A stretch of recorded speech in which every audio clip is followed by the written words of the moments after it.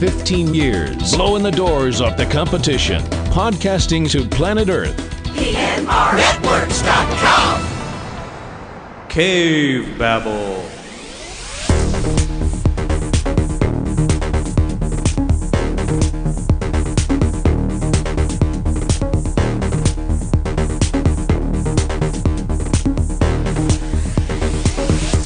Hello and welcome to Cavebabble episode 285. This week's episode, Star Trek Lower Deep Space Voyager Decks.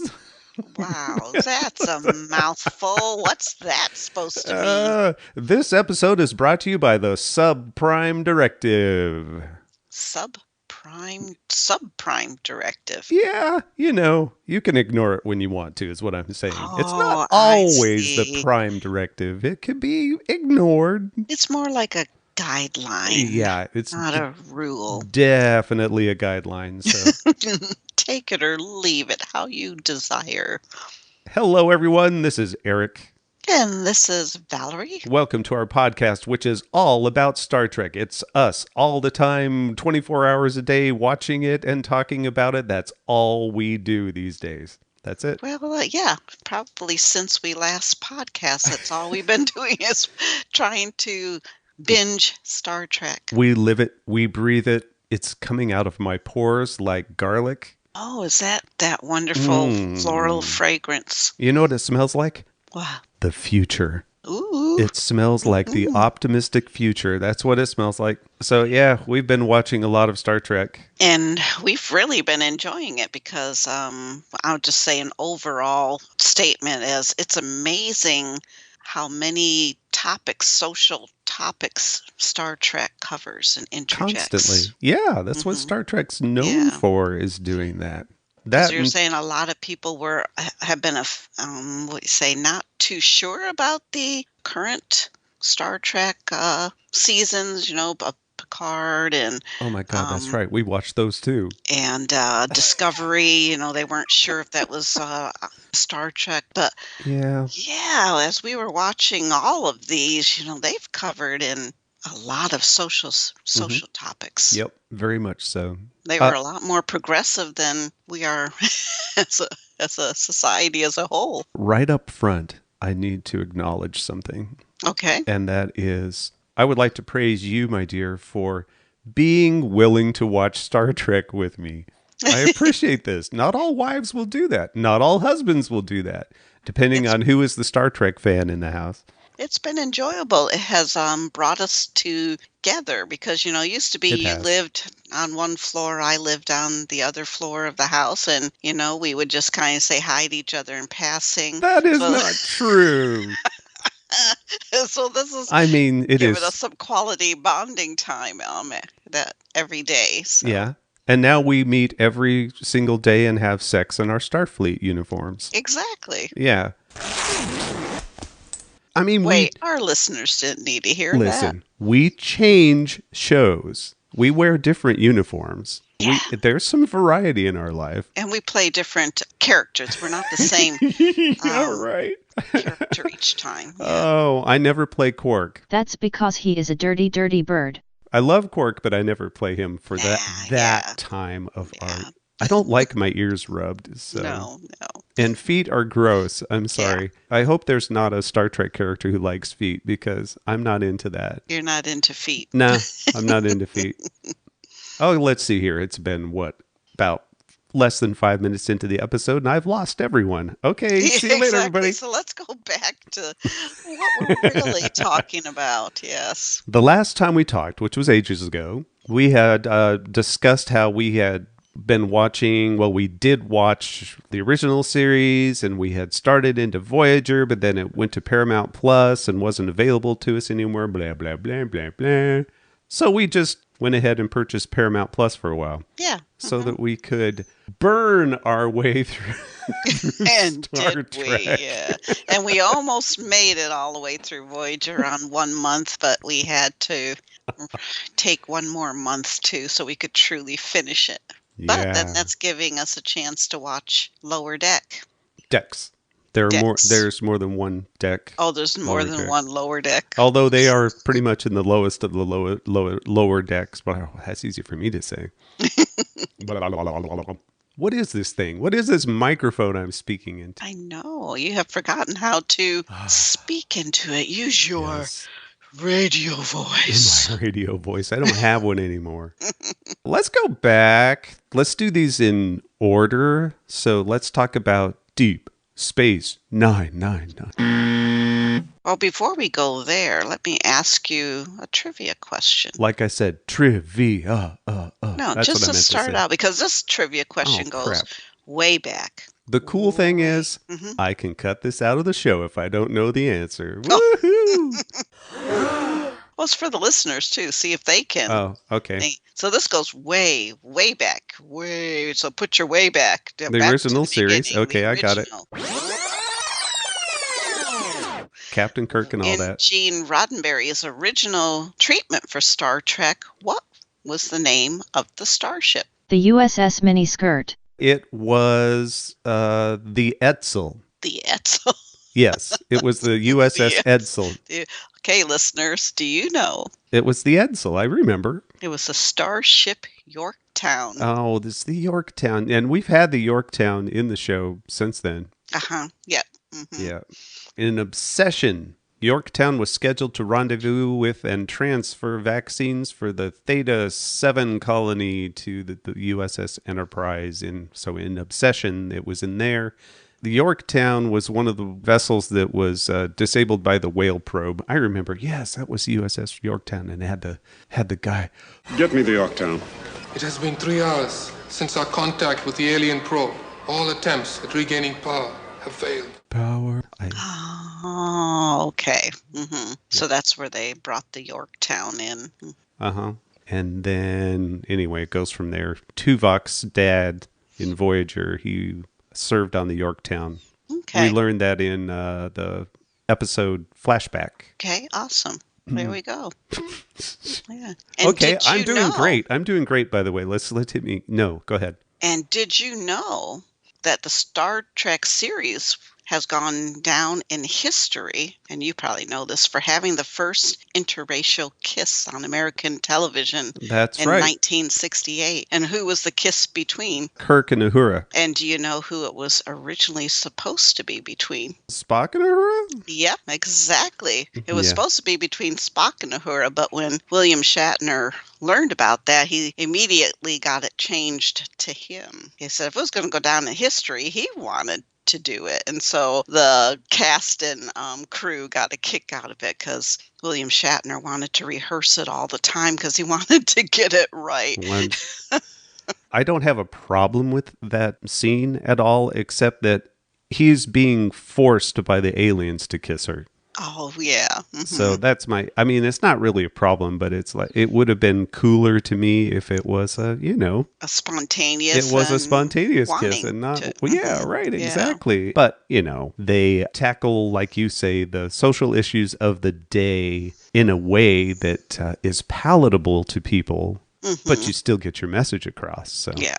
Oh, that Star Trek is so intelligent. Did you know? No, I bet I didn't. Did you know? They originally wanted to make Spock's skin red. I remember that. Yeah, but he was too devilish that way. Yeah, and it didn't come off well on black and white television because not everyone had colored TVs in those days. I wonder what it looks like on. They said on black and white TV when they used the red, it came off as a jet black. Oh, okay. So it shows up.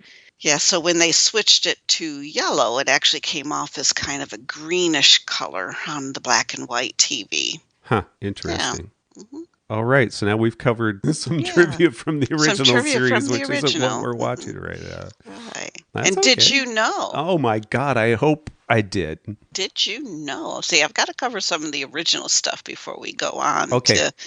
Well, you have this list of trivia, so you got to get through it. So. I have to. Not all of it, because it's quite lengthy, because, Star Trek has been around for a while. Oh, I know. This is why everyone who is a big Star Trek fan will be upset with this. Did you know that Martin Luther King Jr. talked Nichelle Nicole Nichols, Yeah. Nichelle Nichols, out of leaving Star Trek. That's a very famous story in Star Yeah. Trek history. And we should point out Nichelle Nichols recently, unfortunately, passed away.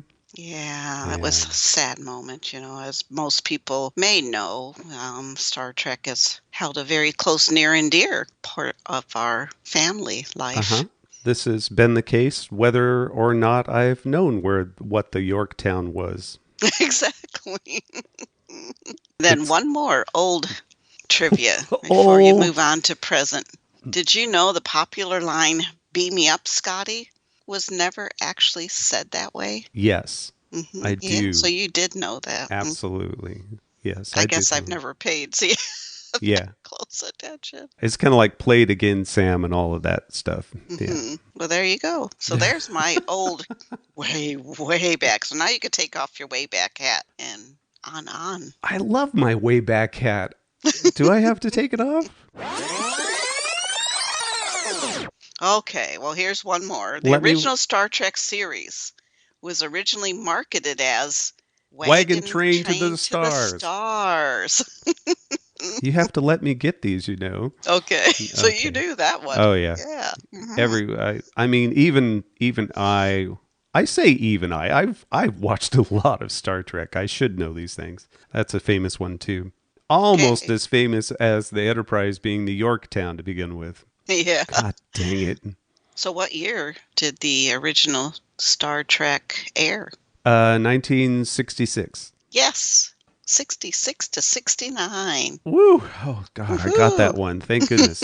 And I didn't even have to think about it. It was just so far before I was born. But I'm surprised I remember that. Liar, liar, liar. Obviously, you are not Vulcan. All right. Let's go to the Star Trek show that is unlike any other Star Trek show. Okay, which is Deep all of them. Space Nine. No, it's not. That's true, because Deep Space Nine does not take place on a That's right. starship. It doesn't take place on a starship. And those that are fans of Babylon 5, I understand, but we aren't going to talk about that controversy. No, we aren't, because I don't know that controversy. Both space stations ripped off the satellite of love, right? Okay, as we are talking about Deep Space Nine and Voyager and Lower Decks and or whatever else, Picard and Discovery and all of this happy stuff, I need to acknowledge that there are entire podcasts for all of these series, multiple ones. Star Trek is huge in the podcasting world, as far as I'm concerned it is, because I listen to at least 3 or 4 of them. I think 4 that I listen to. So if you want accurate details... If you want accuracy and you want details and you want in-depth analysis, go listen to one of those shows because, I listen to The Greatest Generation. I listen to Mission Log. I listen to the Delta Flyers, which is Paris and Kim, the actors that play them, for Voyager, and I enjoy their show too. Anyway, there are all kinds of them out there, and that is not what we're here for. We're for an overview of what we think of this series. So, right. That's hence our name, Cavebabble. I should say we just are here to have a casual babble in a cave. There you go. In a cave, sitting in this deep, dank cave. God, we should have thought of that when we made our name. We probably should have come up with something else so that we wouldn't have to sit in this goddamn cave. Well, but it's very apropos because don't they use these caves over and over and over? Oh, that's it. We're hanging out in the Star Trek cave. See? Mm-hmm. Oh, yes, they do. Those caves with that sandy floor, they're used over and over again throughout these. Yes, you are correct. From series to series to series. That's something I could point out, though. They are pretty ingenious in how they rearrange and reshoot. I mean, shoot from different directions and all that. Angles, different directions, different angles to give it a different look. But they can't fool us. It's all the Star Trek caves. We know better. Question for you is why? God, I hope I have an answer. So in the original series, the gold uniforms indicated you were on the command track. Blue was the sciences, and red was, support security services. So, like why did they change those colors?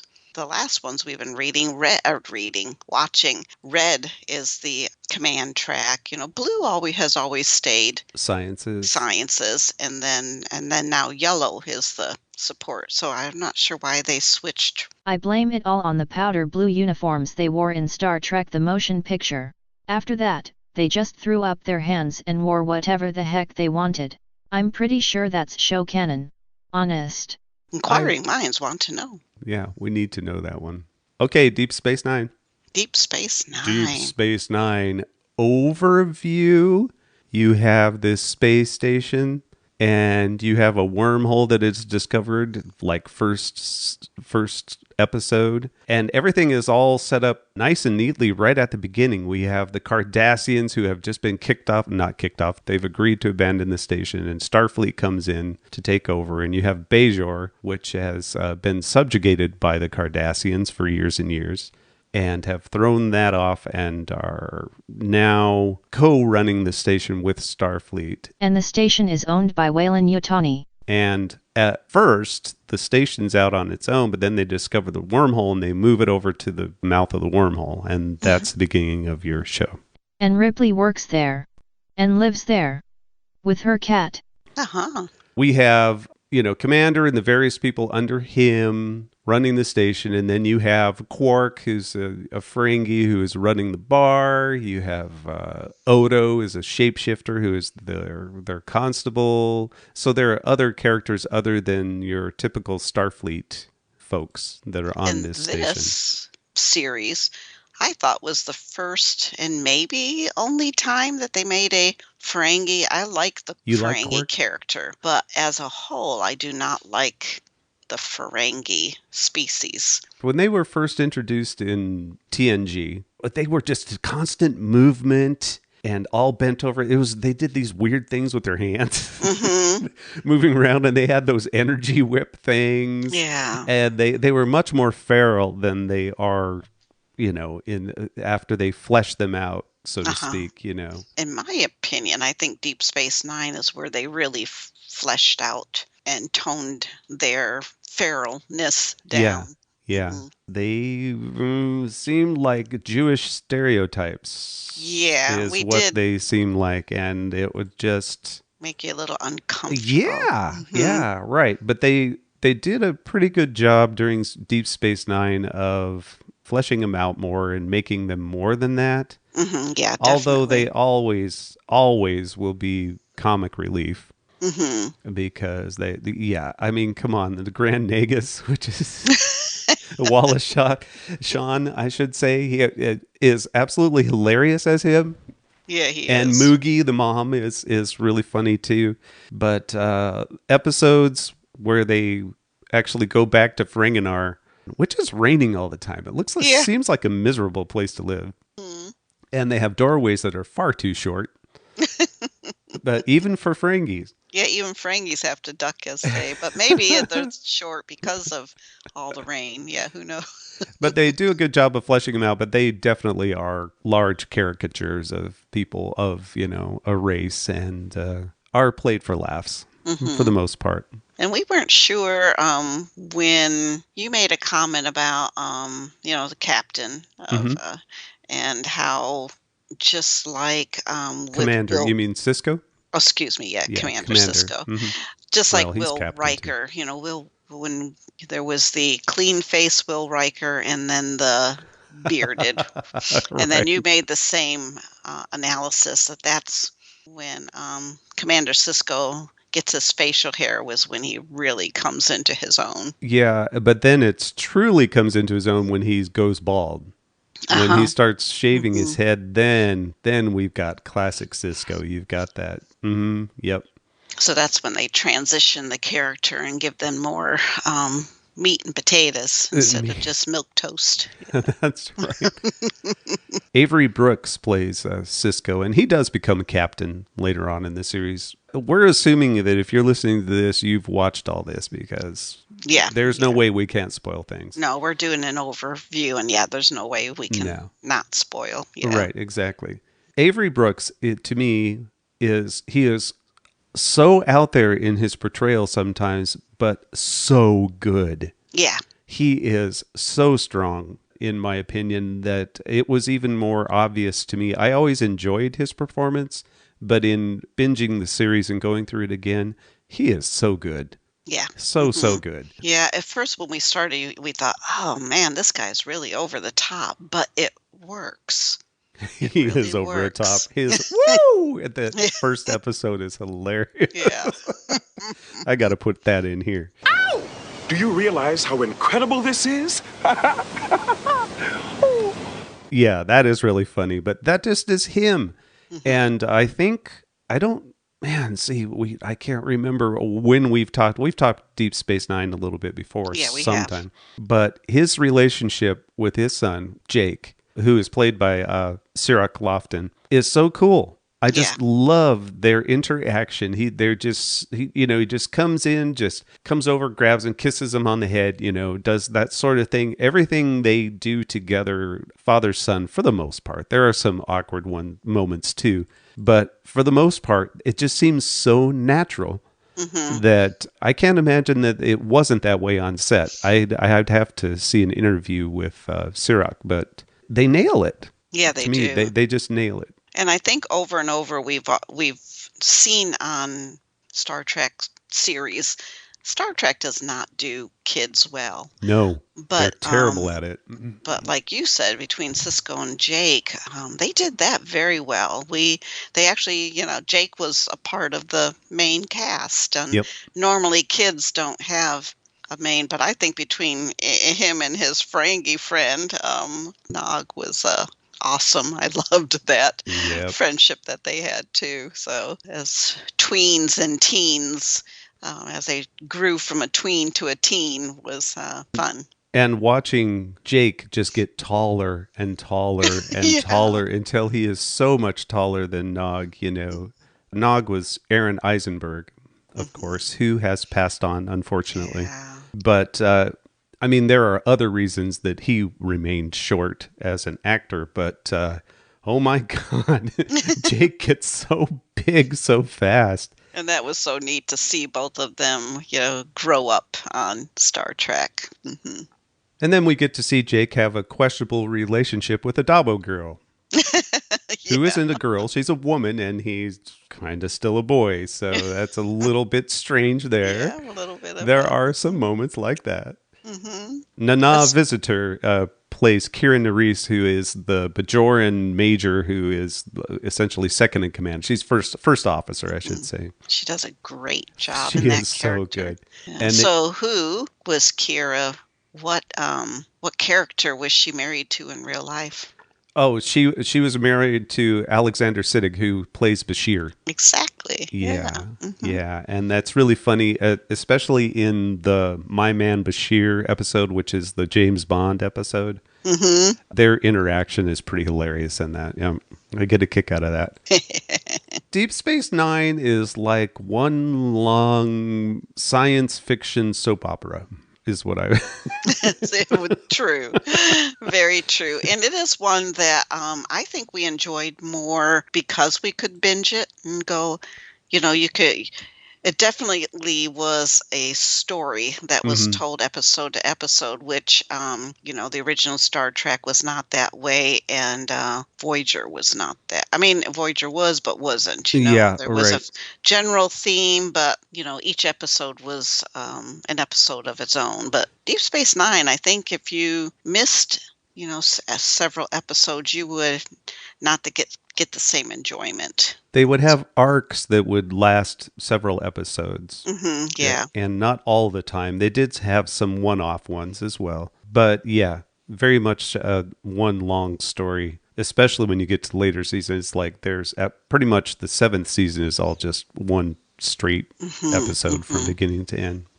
I have to say my favorite character and character interactions was Garrick. May I introduce myself? My name is Garrick, a Cardassian by birth, obviously. The only one of us left on this station, as a matter of fact. So I do appreciate making new friends whenever I can. Garrick with the Doctor. Oh, yeah. I Absolutely. think Garrick was one of my favorite characters, and his playing off of the Doctor was just awesome. He's a spy that acts like he's not a spy, of course, because that's what spies do. You're But a then bad he's a spy if everyone but knows you are. yet developed a loyalty to Deep Space Nine. So even though he's a spy, I really like how he helps them, but then sometimes his helping is Yeah. yeah, I think that's why I love that character, because you really don't know what to expect from him. Well, he really wasn't an active spy. He was in disgrace there. So, Yeah. you know, their interactions, I mean, they have breakfast together. You know, he and Bashir are always having meals together or doing something together, meeting. And yeah, their interactions are great. Andrew J. Robinson played Garrick, and he is wonderful. Very much so. Yeah. Now, when we first started talking about this, you kind of gave an overview of what Deep Space Nine was, you know, with the Bajoran and the wormhole. I'm sure most people who are listening to this know, but who created the Bajoran wormhole? What entity created the Bajoran wormhole? The Prophets. Yeah, there you go. Yep, the Prophets. Yeah. Yeah. Well, they live in it. The Prophets live in the wormhole. They're the wormhole aliens. And and that's what Commander Sisko refers to them as the wormhole alien. And I really loved that. Yeah. How they've tied that all in. What they didn't flesh out was Jake. What about, ones that they didn't flesh out was Jake? Right, because they fleshed out through the series of Commander Sisko's relationship to the Prophets, but then they didn't flesh out Jake. Yeah, that's true. And at the end, that's kind of dropped. Yeah. I mean, he and Cassidy Yates, who good Lord, there's so many characters in this. Cassidy, the commander of a freighter. Freighter. Yeah, and who ends up being Commander Sisko's love interest, and because it's a soap opera. Yeah, it is. And everyone else is played by Jeffrey Combs. No, that's not true, but he is very much a big part of this, including the two major ones would be Wayoon, Dominion guy, and Brunt is the Ferengi dude. And we see Wayoon, the gentleman who played him, and over and over and over in different Star Trek series. Oh, yeah, very much so. He has been all over it. Yeah. We haven't even gotten to other main cast, and I've got to call out Ducat. Mark Alimo, he played the Cardassian dude that was in charge. Cardassian dude is what I called him. That's right. This is a quality Star Trek podcast, everyone. He was in control of Terrak Nor is what it was called when it was under Cardassian management, I guess you'd say. But yeah, he's a big foil throughout the entire series, and somebody you love to hate almost as much as you love to hate Louise Fletcher's character, which is Kai Wynn. Yeah.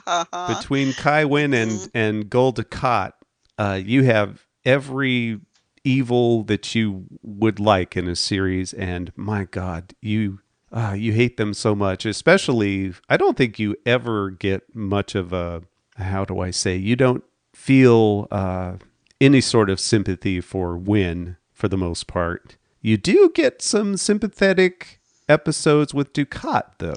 You do. He kind of changes back and forth over the series, and for a while you're like, why am I caring about this character? Why am I starting to care about him? And they said, don't worry, pretty soon you won't, and they move on. Whereas Wynn, you never, she plays the villain consistently throughout the whole series. Well, you've talked a little bit about Bashir. He is an enhanced human. We learned that partway through the series. Yep. Genetic manipulation to help him out. He starts out the series such a horn dog. And really reprehensible that way, honestly.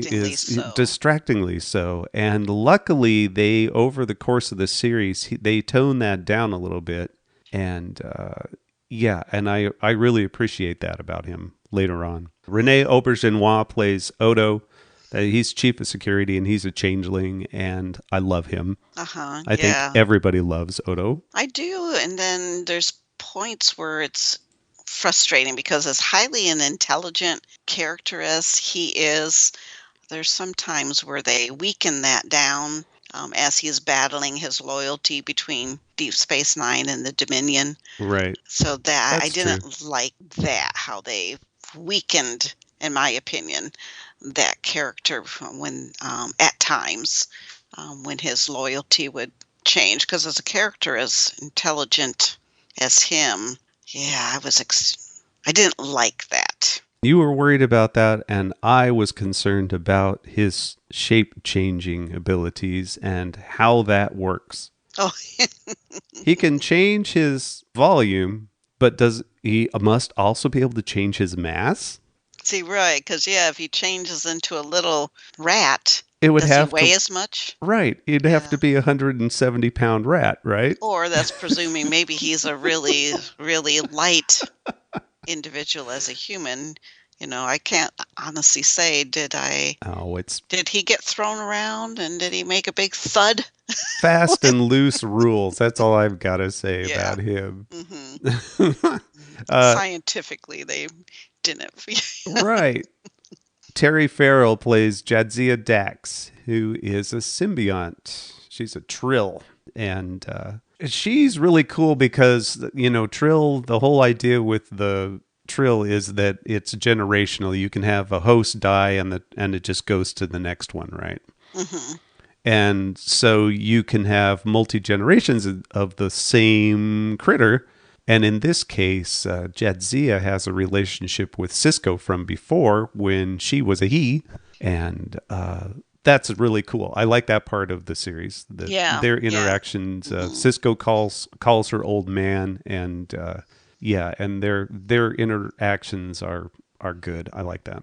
And I like at the end of the series, towards the end of the series, when a different Trill takes over, still a female, because she fleshes out the ability for the Trill to draw from its past. Yeah, right. Yeah, because they didn't quite do that with Jadzia.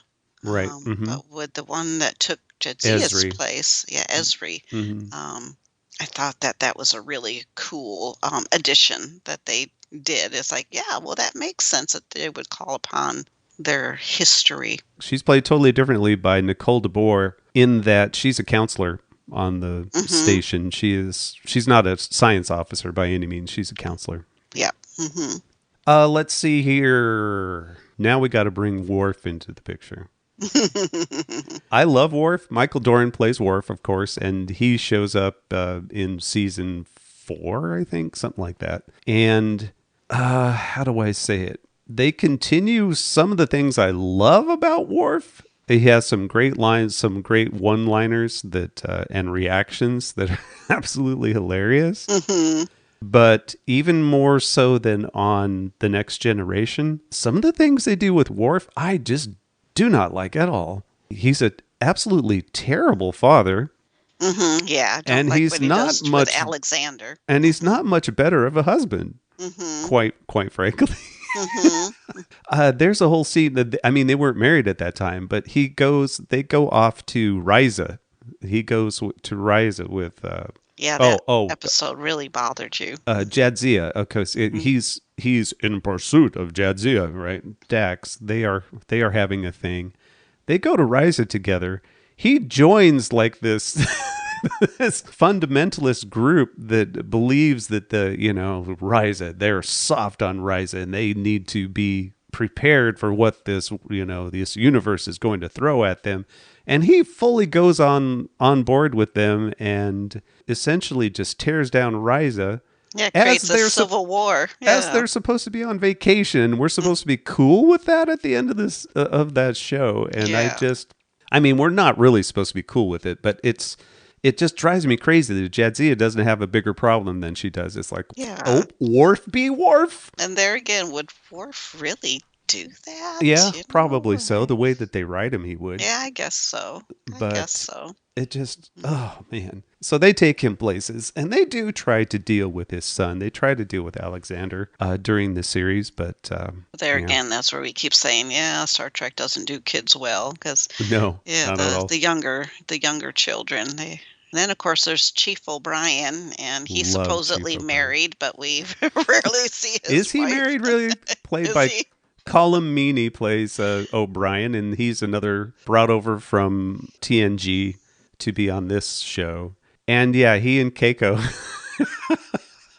yeah, they are married, have children, Child. Yeah. Oh, no, Children. children. Yeah, too. they have a second one, too. Yeah, they do have a second one.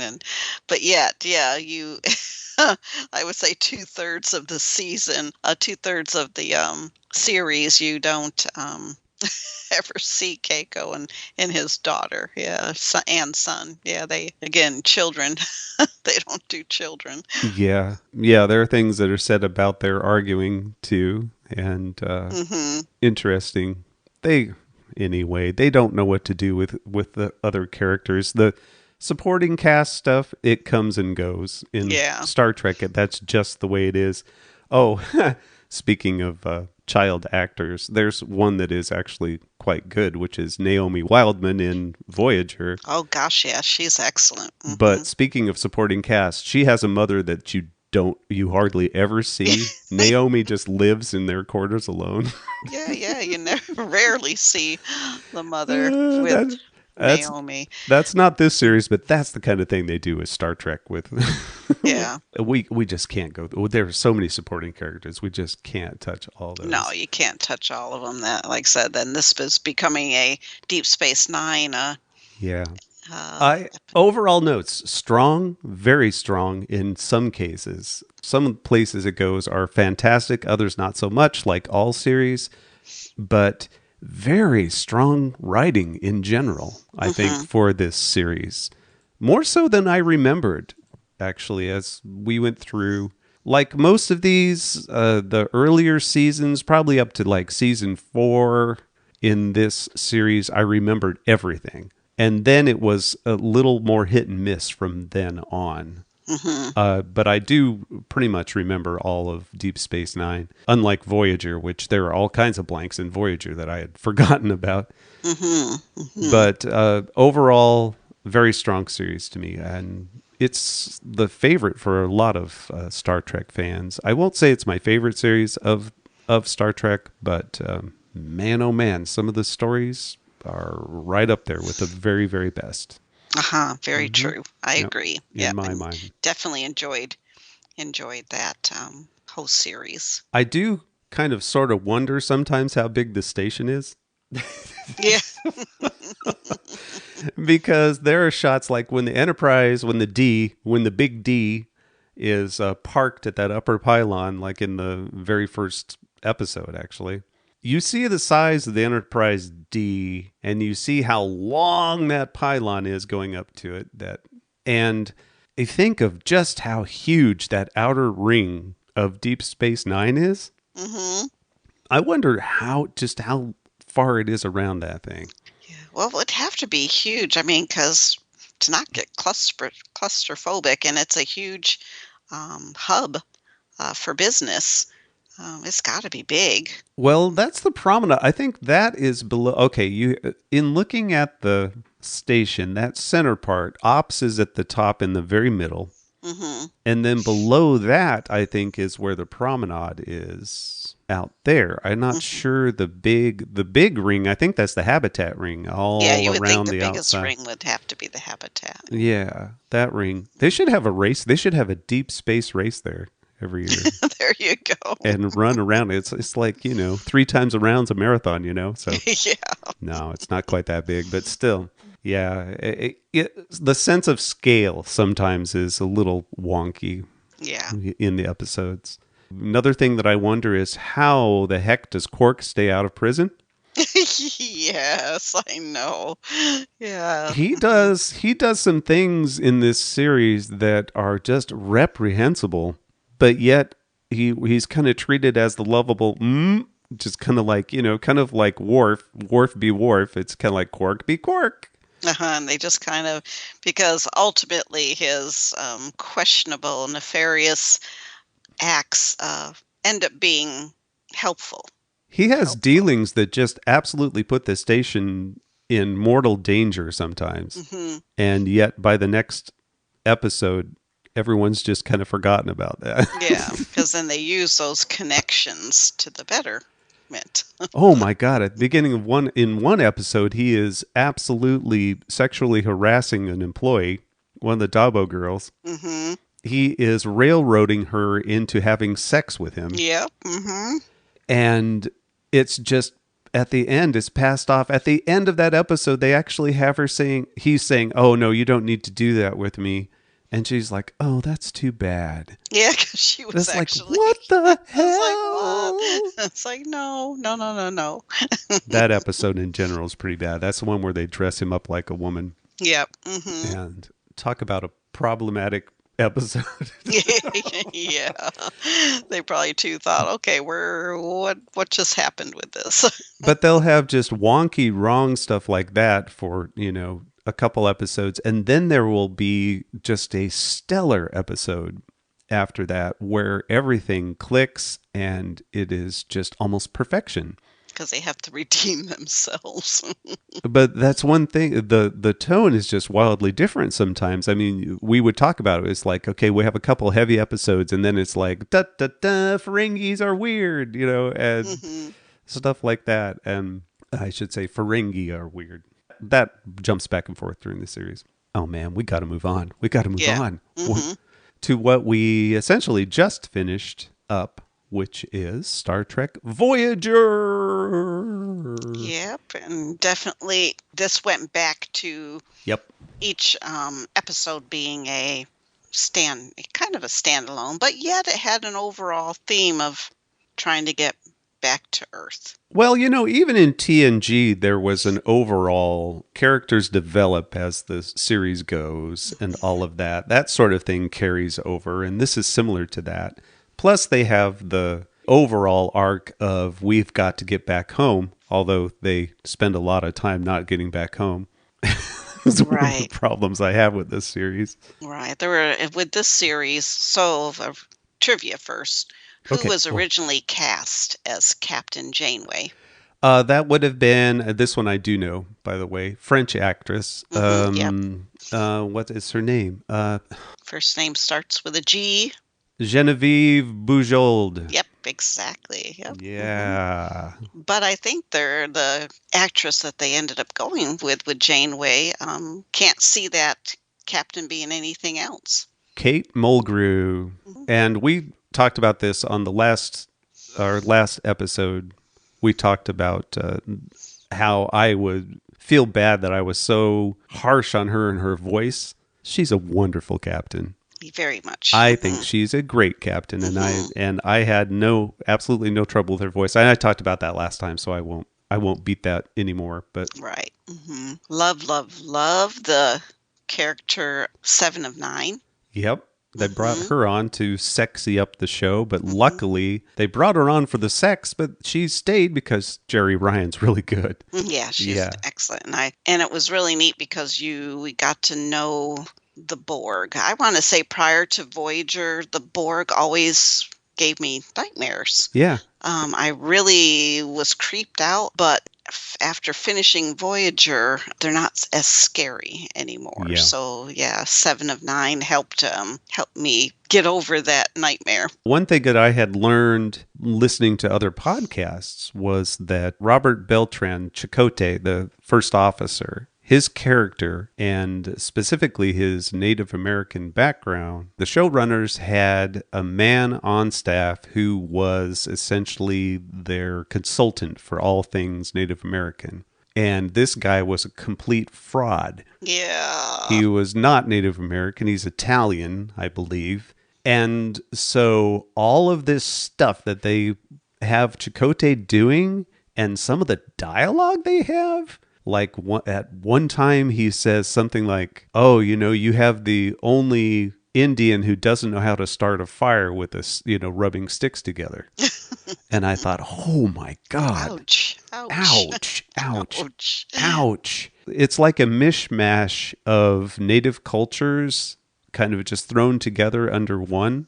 And it's a little bit painful sometimes to watch. And that's coming from a perspective where, what do I know? I'm a white American. What do I know?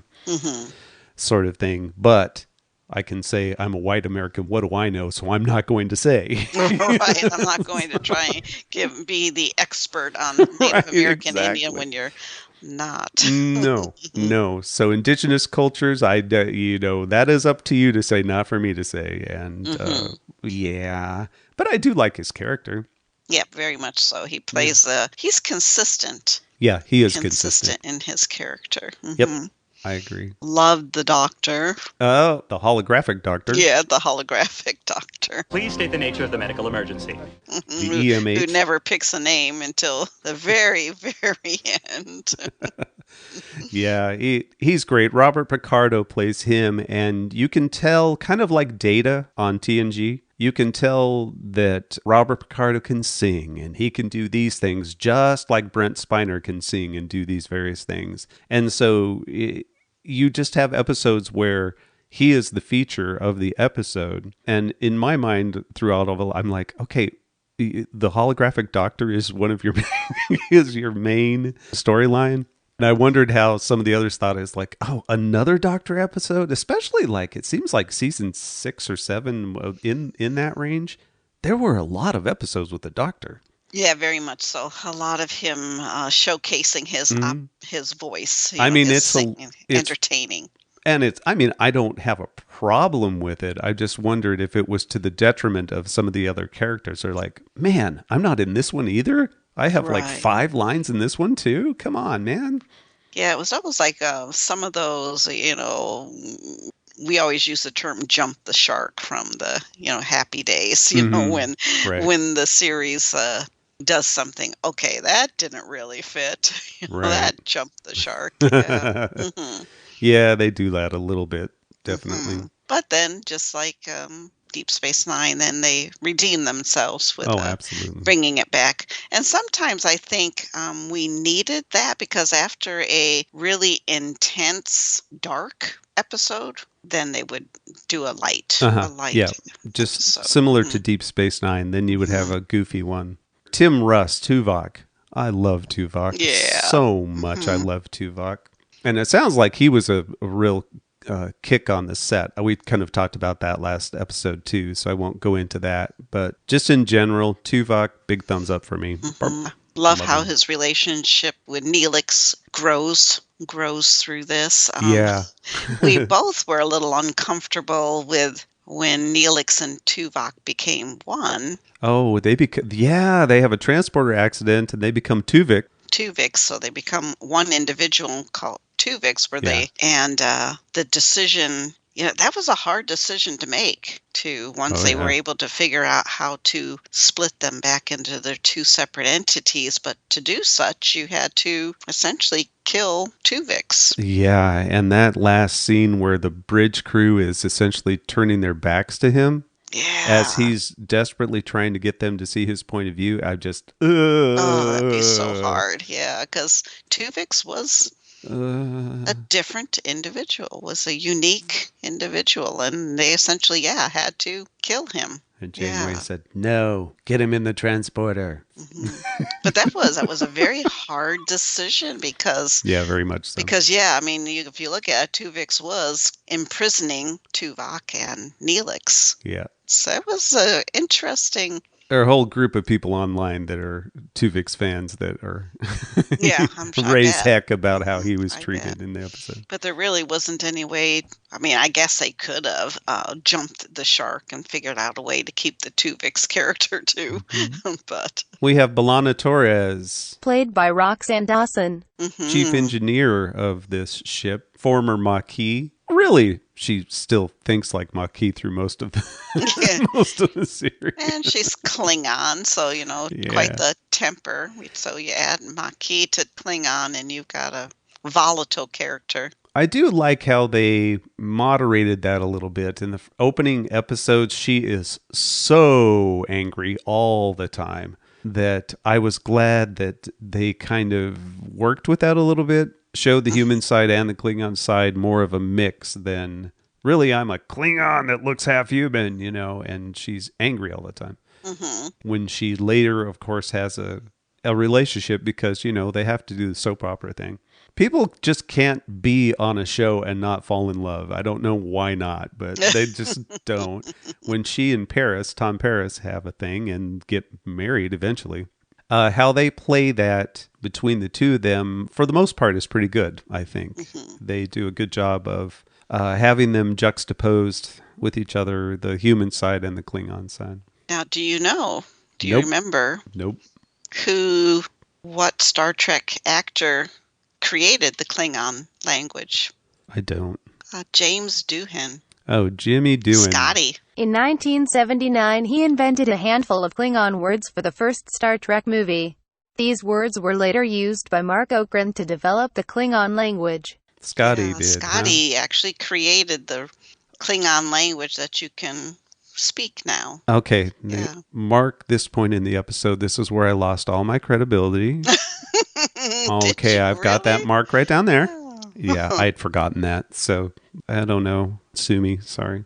Well, like you said, we are not experts. I should have remembered that one. That's why I feel bad, because I should have. Really? I should have remembered that one. Yes, very much so. Because I don't remember you ever saying that, because you would interject things as we were watching the series, and I don't remember you ever saying, "Oh, by the way." I remember it now. So, having been my memory jogged, it's like, oh, yeah, okay, yeah. What do you think of Harry Kim, Garrett Wang's character? Poor forever ensign Harry Kim. I don't know. I went back and forth with him. He stayed consistently a whiner. Oh, no. And I could see at the beginning where he would, because he was young, but to stay for 7 seasons? 7 seasons, just continuous. Yeah. I just, he was always the victim and whine. But yet, he could be strong when the situation demanded it. And sometimes over the top when he has his first command of a starship and screws it up. Yeah, right. But by the end, he of course makes amends by the end of that show. I like him. I like Harry. I like his character. I just, and his interactions with Tom Paris are pretty good. And, they're Captain Proton playing Captain Proton on the holodeck and all of that stuff. I enjoyed all that. And of course, I enjoy the two of them because they're the Delta Flyers podcast. They do that together. And so I have a little more of insight into how their characters were made and how they were developed and all of that.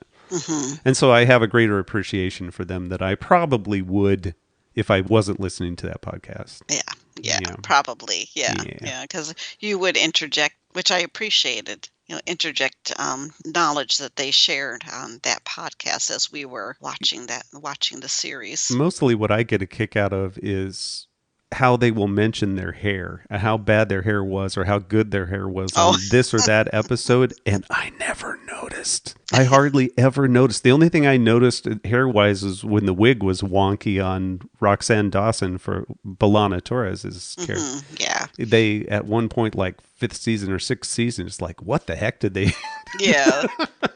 And that's one thing where you always knew the changing of the seasons because they would change B'Elanna and Captain Janeway's hair from season to season. So. I loved when Janeway went with the shorter hair. That was where her character is there. There was her arc. When she got the short hair, then we got the cool Janeway. She got this weird little curl flip on one side.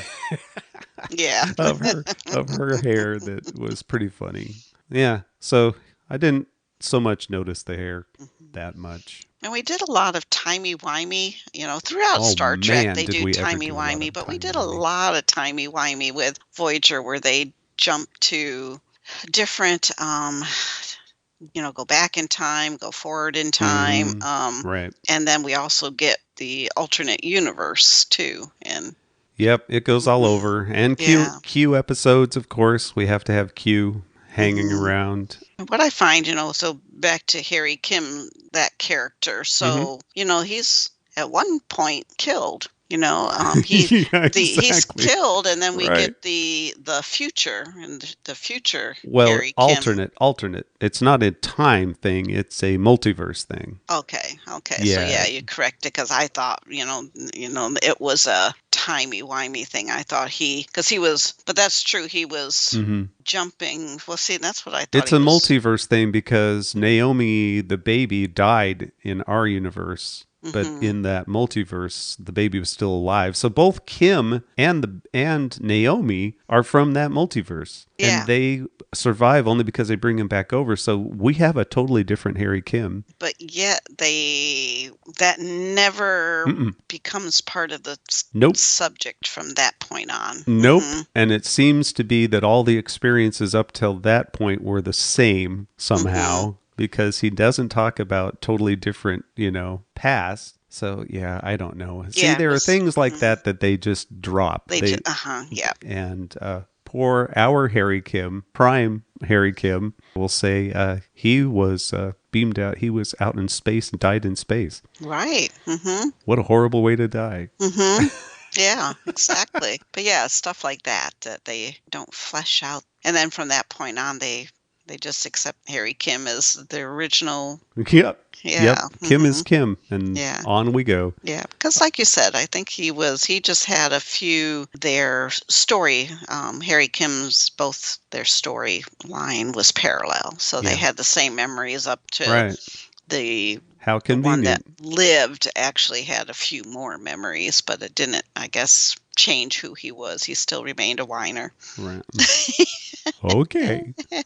Okay, Neelix. What do you think of Neelix? I enjoy that character. I know. He is like the glue. He's trying to hold the whole chaos. It's almost like he's the morale officer of the ship.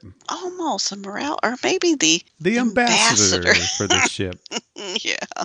And he likes to cook things, so maybe he could be cook as well. He's like the unofficial counselor of the... Played wildly by Ethan Phillips. Yeah, Neelix is one of those love to hate characters in the Star Trek universe. Some people he just rubs the wrong way. And other people like me, I love him. Yep. I don't have any problem with Neelix. I mean, there are goofy times. It's like one final episodes in season 7, he's doing this dancing, which is ridiculous. I mean, it's Ethan Phillips hamming it up, like, doing this fake dancing thing. And at that point, it's like, okay, yeah, it's a little goofy. Then they have Tuvok, move his foot around. And that was... Yeah. But, I mean, as a character, I like him. His clothing is wild. It just looks like something straight out of the 90s. But I enjoy his character, and he helps them more often than not. I'm not quite sure how he gets to be in all of the meetings with all of the main... all of the crew. Other than the fact that he was the only member of Voyager that was from the Delta Quadrant. Yeah. Yeah, that's so they that's true, drew upon. Well, no, that's not true because Kess is too. That's true. Kess was too. But they drew upon Neelix's knowledge. Kess was busy helping the Doctor, as she ended up being medical. So, but Neelix ended up, like I said, being the ambassador because he knew the Delta Quadrant best, and probably more than Kess because he was a scavenger. Yeah. He had I enjoyed his character. That's all I'll say. Do you like Kess? Jennifer Lean. Well, before we go on, Neelix, if it wasn't for Neelix, Naomi would have been totally alone. Oh my God, Naomi had...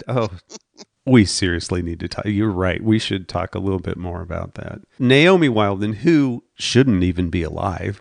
She died at birth. Birth, but then so we have multiverse Wildman. Her mom is on this show so little that she lives alone in those quarters. Yeah, Neelix is more of a father to her than Naomi's mother was a mother. Yeah. Even, I mean, later on when he tucking her in, mom is nowhere around. Right. Scarlett Palmer's played Naomi Wildman. Good job. Yep, that's what I will say. And her interactions with Seven are wonderful. Yep, I really enjoyed most of what they did with her, specifically in the episodes with 7 of 9. I wonder, do you think they grew the Naomi character because she was such a strong actress? I thought, she was, other than, Jake and Nog, I thought she was, there again, a very strong, and it's unusual for Star Trek to have a strong child actor. And so are you saying that Captain's assistant wasn't something they were going to do all along? See, I wonder. Yeah, I wonder if I'm sure it wasn't. If that just grew because of her strength in acting. I would think probably so. I'm not quite. I mean, we'd have to look up to see what the thought process was with Naomi, but it worked out well. However it came about, I appreciate it. So yeah. I was, at some point in time, we take on Borg children, and oh boy, Naomi played a little bit of a part there. Thought she could have, as strong as an actress as she was, I felt she could have played a little bit stronger of a role with those children. I did like how 7 of 9, that really helped her develop her humanity better. I liked her better than Icheb, which was one of the Borg guys. I'm glad they pared it down to just him from those kids. Yeah. But yeah, no, big fan of Naomi. She was great. Let's talk about Kes just a little bit. Yeah. Jennifer Lean's Kes. They gave her a time limit. She had a approximate 9-year lifespan. Correct. And knowing Star Trek, if they aren't canceled early, Star Trek is pretty much a 7-season thing. That's what they've, established with TNG anyway. So I can imagine when they came up with Kes's character, they thought, okay, 9 years will get us beyond, the end of the series. So if we, have her on there the whole time. But then I felt like they didn't know what to do with her. Yeah, because she became, doctor's assistant, but then... And she's a botanist. Yeah. She has her, botanics area. But they kind of took her to as far as they could. And then, they never did. I know Neelix and Kes were... first it started out father-daughter, but then, and maybe that's where it started to get you think it was more than that? Oh, I thought they were a thing. I mean, when they first showed up, I thought they were a thing. But then again, I knew that from, when they first showed up, I said because she was only 2 years old, but it still looked full adult, but, so I thought the relationship was father-daughter. So not knowing where it went, it started to make me uncomfortable when that relationship was changing. That's interesting. I always saw it as she lives to be 9, so therefore at 2, how old would she be? Right. In our estimation in a human lifespan. Mm-hmm. And she obviously has knowledge that a 2-year-old wouldn't have. Correct. I mean, I don't know how all that works either. How quickly do Ocampans learn? Because they would have to learn so fast. Well, maybe it's like that, because one of the episodes was about a world that, a second was a year. So maybe that's kind of like good episode. Mm-hmm. So maybe that's kind of like maybe they really didn't flesh that out with their species. So, but maybe their species is the same. Maybe I think we learned with Kes that 1 year is 10 years. So when she's 1 year old, she's 10. When she's 2, she's 20. When she's 3, she's 30. Well, I mean, that more or less makes sense from a human standpoint, although humans in that century live much longer. Mm-hmm.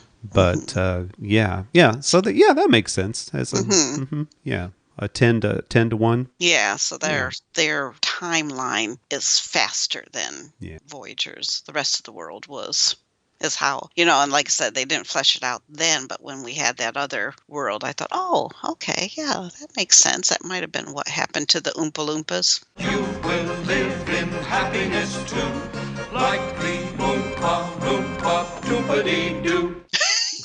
Lucas. They swapped her character out with 7 of 9. Essentially, it's like when one left, the other came. There were a couple, 2 or 3 episodes where they were both on the ship, and then Kes with the exception of one episode near the end, which was really weird, Kes was gone. Mm-hmm. I liked her character. I absolutely love her voice. Yeah, she got a very has soothing. the most soothing, amazing voice. She could read anything to me, and I would love it. Mm-hmm. Jennifer Lene's voice is amazing. But having said that, would I trade out 7 of 9 for Kes? No, I wouldn't. No, yeah, I think, No. yeah. Mm-hmm. I wouldn't, because they were able to take a Borg, de-assimilated Borg, to places that they just didn't know how to take Kes. They gave her this, she had these like psionic powers, she was like Betazoid and being able to sense things. She was all of that. They tried to give her all of this mental stuff, and it made her dangerous, quite frankly. Mm-hmm. But yeah.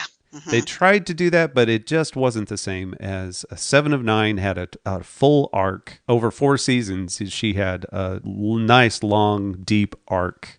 And that was something that they just couldn't do with Kes over her 3 and a few episode seasons. Yeah, Mm-hmm. Very much so. Yep. Mm-hmm. So overall, you likey? Yeah, very much so. I definitely have enjoyed watching all of the Star Trek. I think I was always asking you, well, where's this in the timeline? It's like, okay, so we have the original, and then you have Next Generation, and then Deep Space Nine. Then Deep Space Nine, and then Voyager. and then when does then I started, okay, so then where does Michael's that's in the past. See, yeah, and that's so where things go wonky. They did that with Enterprise as well, which we haven't covered, but for Star Trek Enterprise, they go back in time to the first of the ships going out. Mm-hmm. And so Michael's is back, prior to Kirk, right? yes. And yeah, so is Enterprise with Archer and the crew. Okay. That Star Trek Enterprise is Archer, and that is pre-Kirk too. What about Strange New Worlds? You watched that series as well. Are you going to talk about it? Hello? Is anyone hearing me? Mm-hmm. And then we have Picard, which then is after. Correct. Voyager, because that's where we see 7 of 9 again, and yeah. Yep. And, Yep. Yeah, so trying to keep the timeline all straight, I was asking you, so where's this in the timeline? And then you have Lower Decks. Oh, yeah. The Lower Decks. Animated series that we got about 2 episodes into and said, I don't know if we want to watch this. Yeah, I'm not sure I like this. It's so frenetic. The pace is so frenetic, and people are talking so fast. Blah, blah, blah, blah, blah. Oh my gosh! I've never worked with commanders before. I'm in sciences. I love science. It's so sciencey. I mean, that blue goes green with your great with your. Yo, what up? Beckett Mariner, also an ensign, command division, but not quite as impressed with myself as this little rascal over here. We're not actual commanders, by the way. We're more like commanders in training. And yelling and just like chaos. And but what is this? But the second half of we've only watched the first season so far, so we're binging that currently. And I'm totally into it now. Yeah. I am fully enjoying it now. And the callbacks to all kinds of, it's not just fan servicey. They're done more cleverly than that. Yeah. In my opinion, they are. There are some things that are definitely just name dropping, but others are not so much part of the plot, but are in the background. It's actually quite funny. I get a kick out of it. And I'm not sure if, we've gotten used to the frenetic pace or if they've toned it down. To me, it seems they've toned it down a little bit. Yeah, I don't know. Or whether we've gotten more used to it. I guess we would just have to go back and watch the first episode again and see how we feel watching it again. I mean, they're not very long. They're just under half an hour show. Yeah. Half an hour, and there's 10 of them per season, so you can binge those pretty quickly. So yeah, we're looking forward to season 2 of that, and that's where we're at. Oh my God, we've been watching so much Star Trek. It's hard to keep it all straight. Oh. Yeah, and so when we're done with Lower Decks, then it's like, oh my goodness, now we're gonna have to totally switch gears. But there are other things that we need to finish our Stranger Things and oh yeah, there are all kinds of things we need to finish up. But before that, we are going on the road again. Actually, we're going on the hike again. Yeah, we've gotten into, we talked about that the last time we've, been watching Xander and Yeah, and Lost different, Lakes, John for Lost Lakes. Mm-hmm. yeah, outdoorsy YouTubers. And so, yeah, we want to. Well, we've always done hiking together. Yeah, so we love that's hiking. not unusual. That's not because we're watching YouTube. But yeah, we're going to do a state park run here in Missouri. We're going to hit several of them over the course of a couple weeks. So stay tuned. We'll podcast about our state park experience. Yeah, and we'll tie Star Trek in. We'll just talk about the beginning and the end of Star Trek V over and over again when they're in Yosemite. Merrily, merrily, merrily, merrily. Come on, Spock. That's what we'll there do. you go. That's how we'll tie it in. We'll talk about marshmelons and sing campfire songs. Oh, definitely. Yeah, we ought to do our marshmallows. Yeah. Make our s'mores. We created our own walking sticks, out of That's right. We have cedar a cedar. limbs. Mm-hmm. Yeah, cedar. Yep. Mm-hmm. And they're very nice. So. Oh. They are. Okay, we better get out of here. Yep, we better. All right. Unfortunately, I have to head off to work. Yay! No, I love my job. I'm not complaining. All right, everyone. If you would like to write to us about Star Trek, be nice. Cavebabble@gmail.com, or you can head over to cavebabble.com and see a list of our shows. It pretty much is what you'll see there. You may subscribe on Apple Podcasts, Cavebabble Podcast. And if you like what you hear, please leave us a review. That would certainly help us. Mm-hmm. And that's about it. Thanks for all the downloads and listens. And until next time, we're out of here. Goodbye. Bye. Cavebabble.